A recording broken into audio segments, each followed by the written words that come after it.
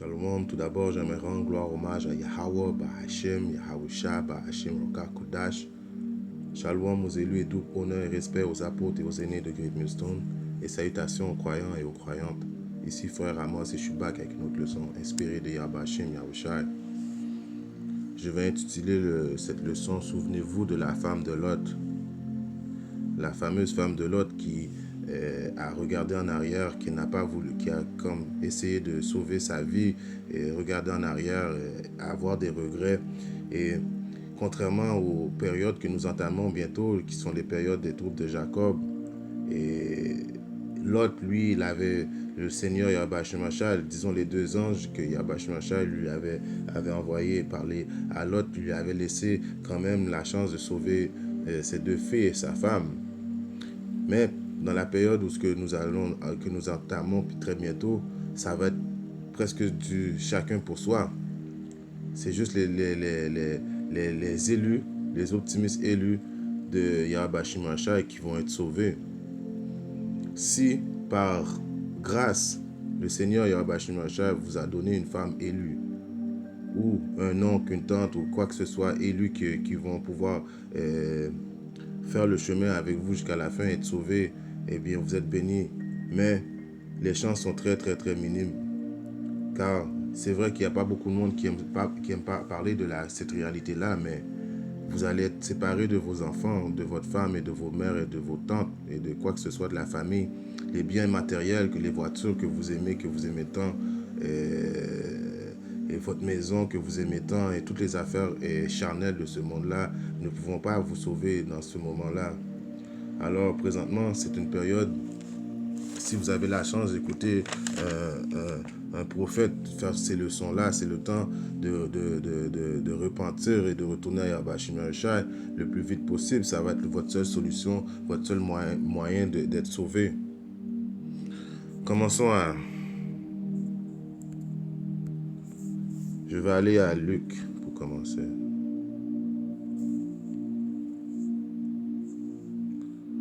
Si on regarde à Luc 17, commencez à 30. 32. Souvenez-vous de la femme de Lot.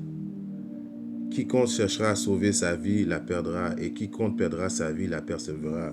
Alors, quand que les troupes de Jacob vont s'entamer, quand je parle de troupes de Jacob, c'est quand Esau, et qui est le diable, va commencer à mettre plus de pression. Comme vous allez voir qu'il n'y a plus de nourriture dans les supermarchés, quand que la famine va être là, quand que l'armée va être omniprésente, défoncer les portes et séparer les familles, ce sera plus le temps de regarder en arrière. Si vous regardez en arrière, ça veut dire que vous avez confiance à la solution que Issa va vous amener. Et la solution qu'il va vous amener, c'est de vous donner la puce, de mettre la puce dans votre chair.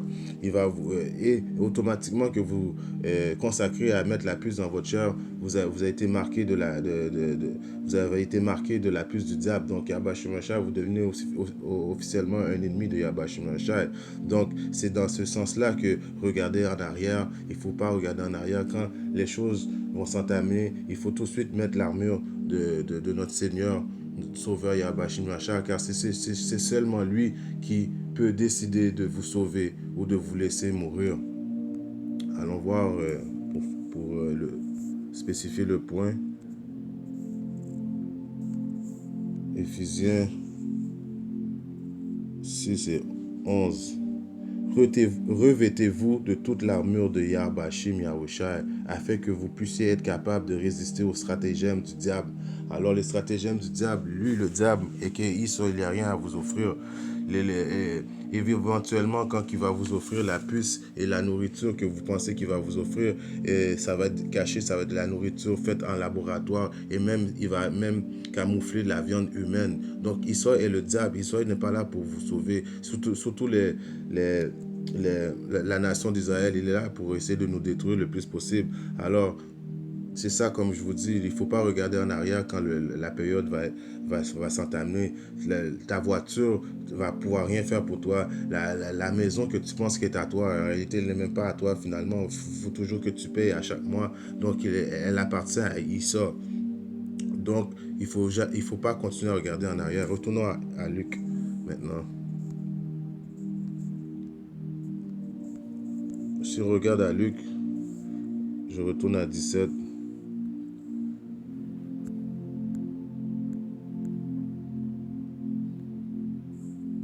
Je vous dis qu'en cette nuit-là, il y aura deux hommes dans un lit.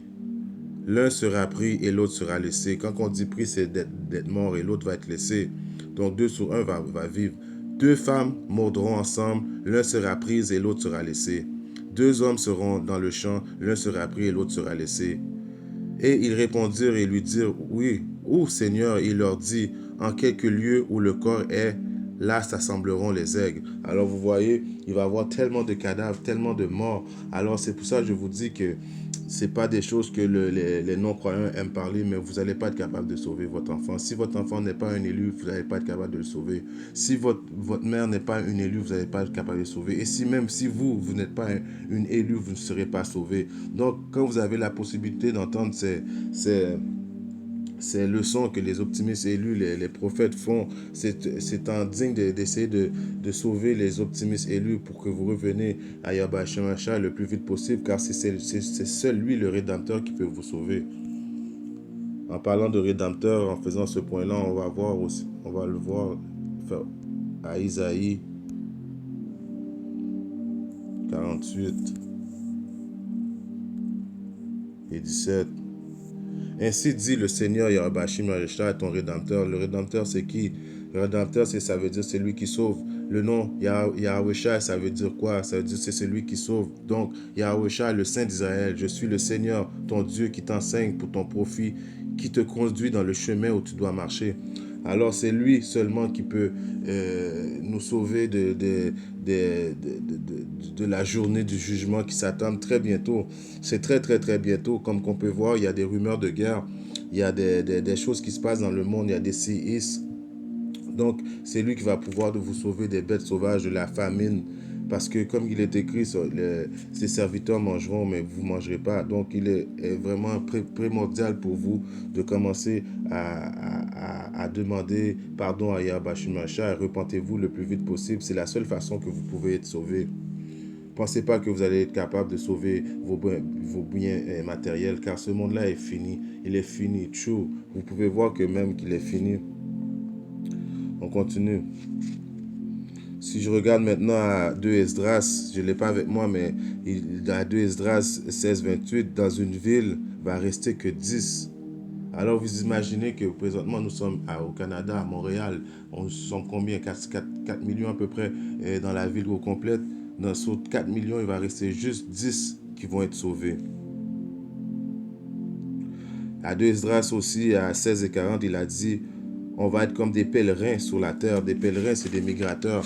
Alors vous voyez, le bien matériel, c'est des choses qui ne pourront pas vous sauver. Donc, un sac à dos et puis vous allez courir tout partout. Mais ceux qui vont avoir Yahweh Shemashah, ils vont voir les désastres qui vont se passer sur la terre, mais eux, ils vont pouvoir manger. Eux, ils vont être protégés. Mais quand même, on va être témoin de tout ce qui va se passer sur la terre quand même. Si on regarde à 1 Pierre 2 et 11, chers bien-aimés, je vous implore, je vous supplie, comme étrangers et pèlerins, de vous abstenir des convoitises charnelles, laquelle sont en guerre contre l'âme. Alors les convoitises charnelles, oh mais mon beau bijou, oh, les femmes qui aiment leur sacoche de Louis Vuitton, les hommes qui aiment leur voiture, les enfants qui aiment leur PlayStation, tout ça va vous amener nulle part. Ceux qui aiment ces biens-là n'aiment pas Yahweh Shemashah. C'est juste des biens matériels, des biens matériels qui ne peuvent pas vous sauver en tant que tel. On va aller à Matthieu maintenant.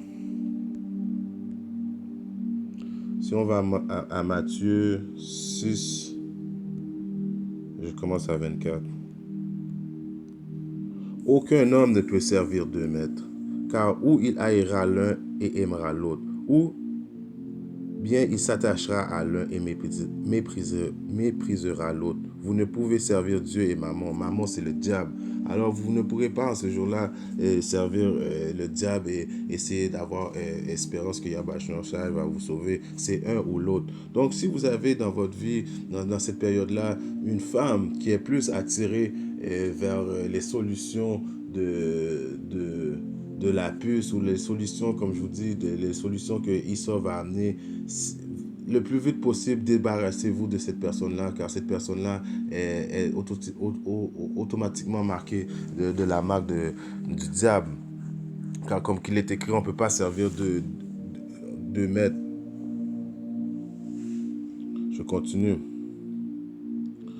26. Non, 25. Par conséquent, je vous dis, ne vous inquiétez pas pour votre vie, de ce que vous mangerez ou de ce que vous boirez, ni pour votre corps de quoi vous serez vêtu. La vie n'est-elle pas plus que la nourriture et le corps que l'habillement? Alors quand cette journée-là va être entamée, et puis, comme je vous dis, la famine va vous entamer, et il va y avoir l'armée omniprésente qui va défoncer les portes, et vous allez être comme des pèlerins sur la terre. Mais n'oubliez pas, il y a aussi du monde qui vont se faire aussi capturer et amener en prison et qui vont devoir mourir pour Yahweh Shai, comme qu'il est écrit. Mais si vous avez la possibilité d'être les pèlerins, ceux qui courent et qui ont confiance à Yahweh Shai, eh bien, mettez votre confiance à Yahweh Shai, parce que, comme qu'il est écrit, votre vie vaut mieux que la nourriture, et lui va être là pour vous sauver, car il est écrit, c'est choisis mangeront. Je continue. Regardez les oiseaux, car ils ne sèment ni ne moissonnent, ni n'amassent dans des greniers. Cependant, votre Père, Yahweh, céleste, les nourrit. Ne valez-vous pas beaucoup mieux qu'eux?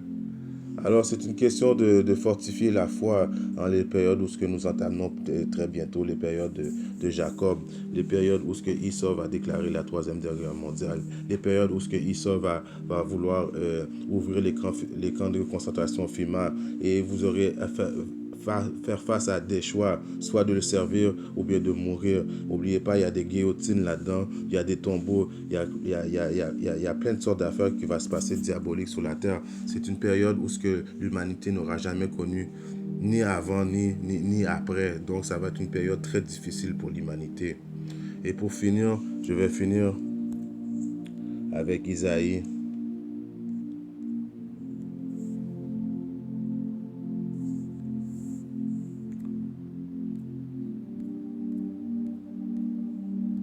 « 65 et 13. C'est pourquoi, ainsi dit le Seigneur, Yahweh Hashim Yahushua, voici mes serviteurs mangeront, mais vous aurez faim. Voici mes serviteurs boiront, mais vous aurez soif. Voici mes serviteurs se réjouiront, mais vous serez honteux. Alors, comme vous pouvez voir, la seule issue logique et qui n'a pas d'autre. De toute façon, il n'y a pas d'autre issue. Soit tu sers Yahweh Hashim Yahushua ou tu meurs. Comme tu peux voir, Yahweh Hashim Yahushua est un Dieu juste.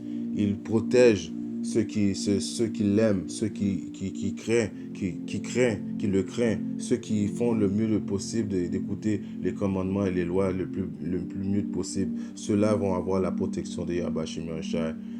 Et ceux qui font comme la femme de Lot et regardent en arrière et en essayant de sauver sa vie et en ayant espoir dans les Égyptiens. Vous savez que les Égyptiens, c'est le mot pour remplacer pour Esau. Eh bien, ceux-là sont destinés à mourir. En espérant que cette leçon a édifié un de mes frères ou sœurs quelque part dans le monde. Si Dieu le veut, je reviendrai avec une autre leçon. Shalom.